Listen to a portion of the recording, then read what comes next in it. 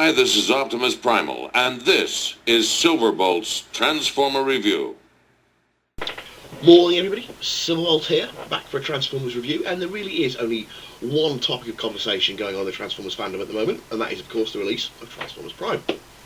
First two episodes have come out. I've seen them all, myself, Adam, Paul, and Billy half watched them yesterday, and I have to say, enjoyable series. There will be spoilers, so it's just to give you fair warning now.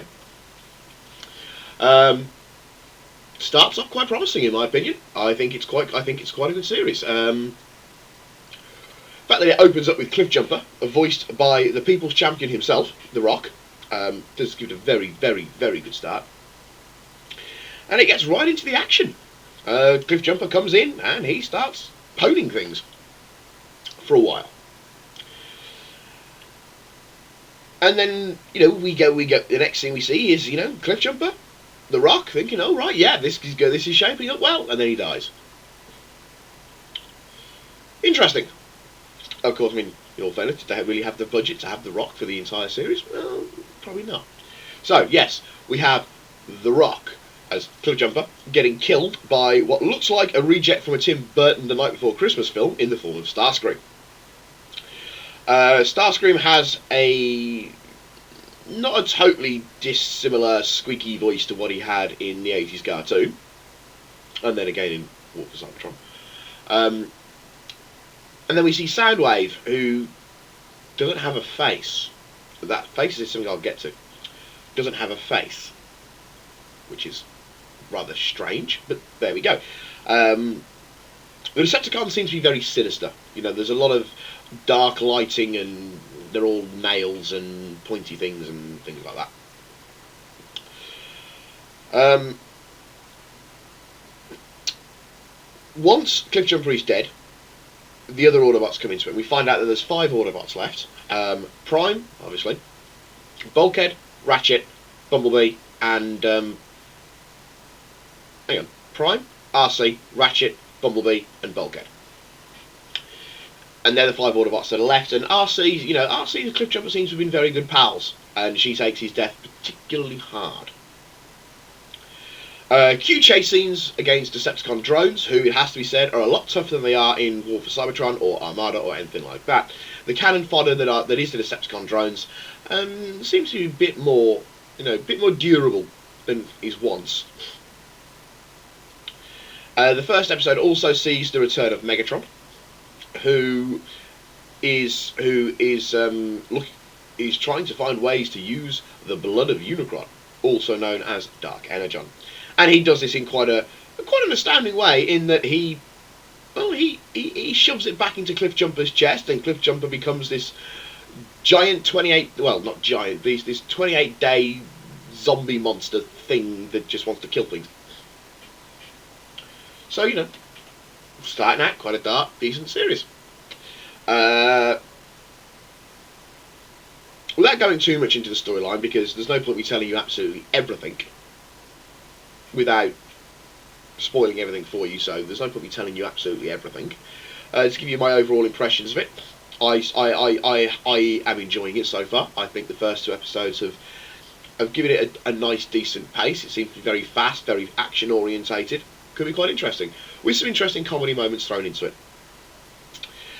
We do have the 3 human companions, naturally. There's a short little annoying computer geek kid who looks like the child version of the old man from Up. We have, I believe his name's Jack, who is the central human character, who is under the protection of RC, who is considering on as a bike, and he seems alright, to be honest. He's not too bad. He does bear a striking resemblance to Jimmy from the IDW continuity, which brings me neatly on to the other human companion, which is, well, basically Japanese cosplaying, mecha anime watching, I'm guessing, geeky girl, Miko, and she bears to me anyway, she bears a striking resemblance to Verity from the IDW continuity. Let's see if she goes the way of Verity, the Verity does, and becomes a wrecker, because that would just be fantastic. Luckily, so far, thus far, the human companions haven't proved themselves to be too annoying, but admittedly, at the moment, all they are is very, very overwhelmed by the fact that they're suddenly thrown into this giant galactic this giant robot civil war. The Autobots, they've gone for a kind of cross between animated and movieverse. Which I have to admit, I quite like the designs. I do like Ratchet.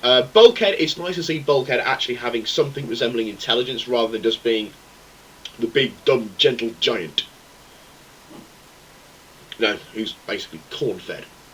You know, so it's nice to see Bulkhead as that. My favourite character so far has got to be Ratchet, who has his animated gruffness to him.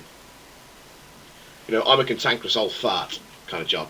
But whether it's supposed to be that Ratchet is actually quite old and cantankerous, we don't know. Now, apparently, I'm still confused as to when Transformers Prime is supposed to be set, because apparently it's in the movieverse, but it's also apparently in the War for Cybertron continuity, or whether it's got its own continuity of its own. For now, I don't know for definite. We were talking about this last night. It's like which continuity to set in. The fact that they look movieverse, the fact that they look animated, but they've got the War for Cybertron apparently as well in there. The fact that Dark Energon is in it says something. But they completely retcon the War for Cybertron storyline, so I don't know what's going on or how that's supposed to be happening. For one thing, Megatron's been gone for about 3 years, and Megatron has his War for Cybertron / movie. Megatron has an animated / movieverse look to him. So where it's going to be fitting into the continuity, I don't know. But you know what? RID didn't fit into any of the continuities, but it worked. So it doesn't have to sit into any of the continuities. Optimus Prime is fugly, especially his face, because he has no nose. Now, I am not one of these people that thinks, oh my god, Optimus Prime has a nose, the show is ruined, because I completely understand why a giant robot would not need a little bit of metal stuck on his face to be a nose. But he looks a lot better when he's got his faceplate on. It has to be said. Because it does look very, very strange without a nose. And I know that's going to be one bone of contention amongst many people. Why hasn't Prime got a nose? But there we go. Because he's a giant robot. He doesn't need one. Bumblebee talks like one of the little scooter droids from Star Wars, which really, really strikes me as very strange, and again has been done for no reason, but again it's tied into the movieverse where he only talked through the radio. Now he's not even able to do that. Now he just sounds like R2-D2 on drugs. So didn't like that. I thought I don't see any reason why Bumblebee can't talk.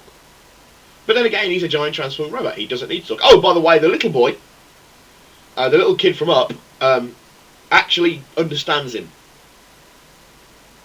That might get explained at some point. Frank Welker is voicing Megatron, and Peter Cullen is voicing Optimus Prime. Now, where Peter Cullen is blatantly trying to do his G1 Prime voice, Frank Welker is not doing his G1 Megatron voice.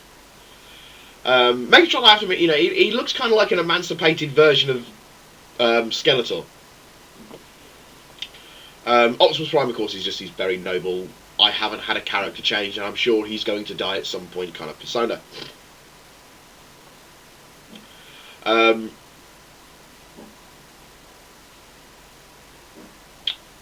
But the voice acting so far has been good. Frank Welker, I like him. I think he's quite interesting. Peter Cullen, well, at this stage, there's no surprises left. While it will have some, of the hardcore G1 fans fangasming in their pants when they hear Optimus Prime as Peter Cullen once again, well, you know what? Gary Chalk did a damn good job. We don't need Peter Cullen as Optimus Prime. And I'm thinking, that Peter Cullen, he's kind of like Hulk Hogan. He's had his day. He's had his day. Let someone else do the job. But I've said that, and I've covered that in another video anyway. Overall, I think it's shaping up to be a good series. Now, naturally, this is only my first impressions of it, because we've only had the first two episodes. In what in what again is something I'm confused on as to whether it's a 6-episode series or whether it's actually a 26. Now apparently they have done 26, but they're only showing the first 5 or 6, presumably apparently to gauge reaction. But to me that makes absolutely no sense. I mean, why would you make the entire series and then only show the first 5? I mean, it makes a difference whether it bombs or whether it does well, because you've already made it. So, but we'll see how it goes. Now, the problem I think that Transformers Prime is going to have is that it hasn't been well advertised. We haven't seen an awful lot of advertisement for it. It's not like Animated, which was all over the blooming place. And the same with the Movieverse. You know, it's all over the place. And War for Cybertron was well advertised. Transformers Prime has pretty much passed everybody by. You know, it's only those of us, you know, who belong within the Transformers fandom, who belong within the Transformers community and who pay attention to message boards and forums and things like that, who know that this has been coming. I didn't even know it had started. I was told yesterday by Adam. So I didn't even know it had started. So, there we go. As for a toy range, no, that's also another bone of contention as to whether Hasbro, as far as most people are aware, have not said they're going to release toys for it. Let's face it, they've got Generations and the next movie line coming up and the Power Core Combiners coming up. You know what, they've got their hands full at the moment. They've got so much on their plates. But then you have Japan and Takara, and as to whether they will release a toy range for it, well, it's the Japanese. So we shall see. After all, let's face it, they have given us the uber cool, who will be getting a review at some point, Energon Rodimus. You know, we've had him come out, so. But then Hasbro have released him as well, finally. So whether we'll get a toy range for Transformers Prime, I don't know. Can't really think of anything else to add to it that I haven't already said. So we're only 2 episodes in, so you know it's a case of seeing what's going to happen next. Hopefully, I'm looking forward to it. I hope we get another Beast Wars-esque series. Not, you know what, not that they're going to start transforming into animals or anything like that, but that we get a lot of character development, i.e. take Cheetor from the very first episode of Beast Wars to what he becomes in Beast Machines. So we get a lot of character development, and I would like to see some dark storylines. You know, episodes like, of course, one of the most famous episodes in Beast Wars, Code of a Hero. So I would like to see some dark storylines, and just see where they're going to go with it.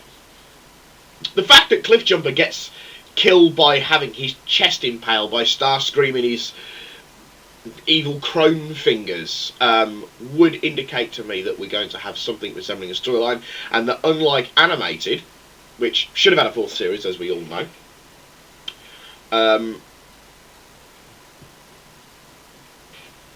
you know, unlike Animated, which was very kiddified. There we go. But those are my thoughts on Transformers Prime. I look forward to the next instalments on it. But for you now, this is Silverbolt, signing off, saying au revoir, adios, have a good day.